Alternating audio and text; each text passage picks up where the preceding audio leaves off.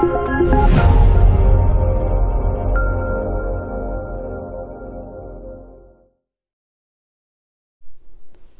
good, everybody? It's Abwon, and this is Before You Watch, spoiler-free reviews. I think the last review I gave you was for Overlord, the J.J. Abrams horror action film. That was about maybe a month ago or so. Since then, Stan Lee has passed away. The genius, the GOAT creative mind has passed away. I've got a top 5 best Marvel movies out, top 5 worst Marvel movies out in honor of him.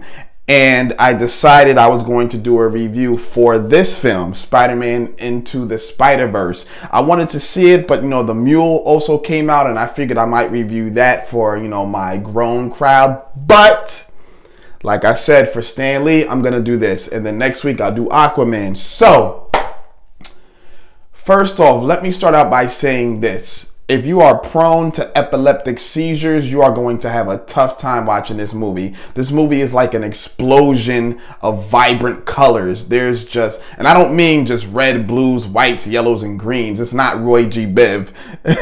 There's like shades of magenta, shades of teal, shades of gray. It's crazy, man. Not 50 Shades of Gray, but different types of shades. You know what I'm saying? Different numbers. But the colors are what I feel adds to the environment of the film. Like, the visuals look great. It's like this CGI stop animation, cell shaded. It's just very different. It's very different, but it looks good. There are some scenes that look like live action, but obviously they're not.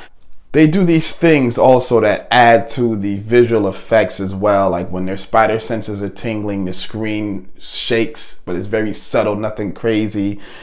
Sound effects, whether they're punching or they're web swinging or something like that, it'll just have the consonants and the vowels and things like that in the background. It'll spell it out like the old TV shows, and then it'll just dissipate into the background, which is pretty dope. And then it has a comic book storyboard effect.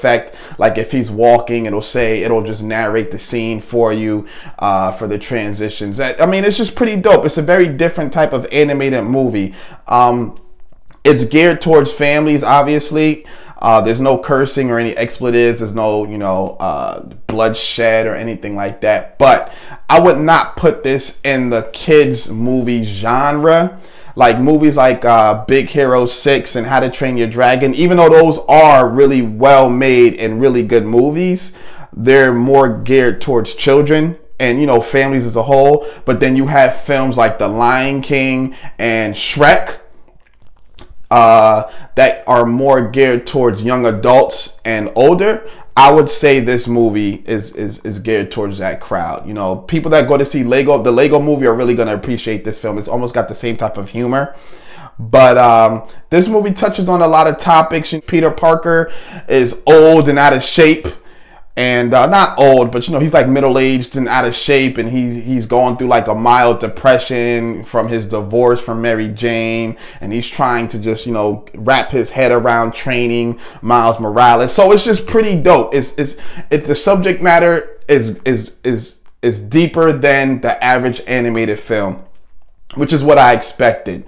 The film score is also very contemporary. If you turned on the radio and just went to some station like the top 100 hits of today, you would probably hear 95.6 or 97.3% of the artists on that station probably have a song in this movie. It's got Post Malone, Ariana Grande, Reshma Murd, like if that's how you pronounce it. They're dope to me, but I can't even pronounce it. But it's got artists like that. There's a poster of Chance the Rapper in his dorm room and things like that. Not even a dorm, his bedroom or something like that, because he's not even in college, he's in high school. Action scenes, because at the end of the day, this is still a superhero movie. The action scenes are very well done.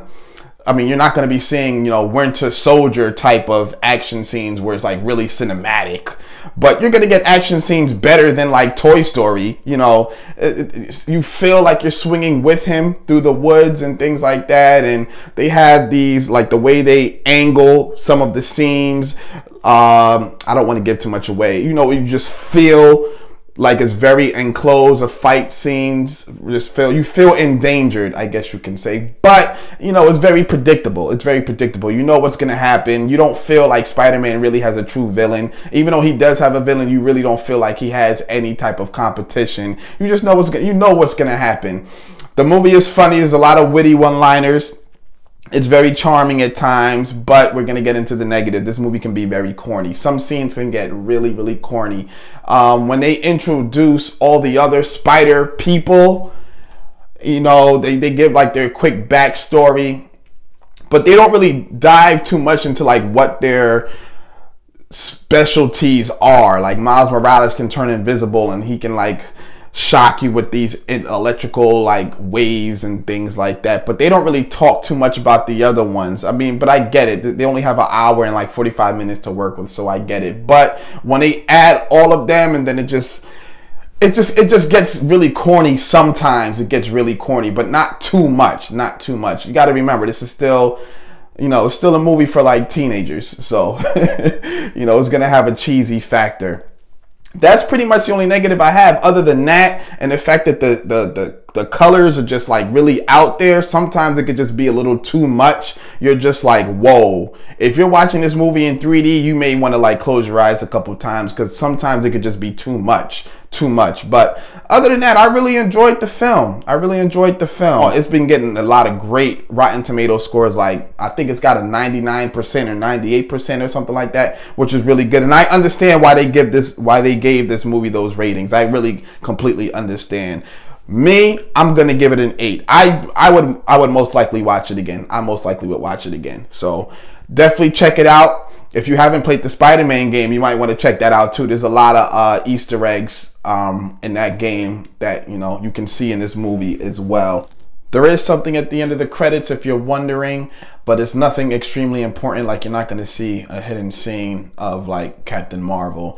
It's just, you know, a funny scene that plays on an extremely popular Spider-Man meme that I'm sure everybody has seen at some point if they've been on social media at some point in their lives. That's just pretty much it. If you leave before the scene, you're not really missing anything. So that's pretty much just what it is. I want to give a big shout out to Danny Phantom. I'm gonna leave his Instagram in the description. He's the guy that drew up the thumbnail for this video. The Spider-Man with the Gohan, you know, Dragon Ball Z. And I got a Dragon Ball Super Broly movie review coming out in January when that movie drops. So definitely subscribe if you haven't already. I got an Aquaman review coming out next week, so you can have a Marvel review this week, a DC review next week, for all of you guys out there that think I hate DC for some reason when I really don't. But yeah, that's pretty much just what it is. You can hit me up on social media, talk to me, I talk back. I leave all of my links in the description. Check out my other videos. Subscribe if you haven't already. Tell a friend to tell a friend. And I'm out of here. Abwon out. Peace.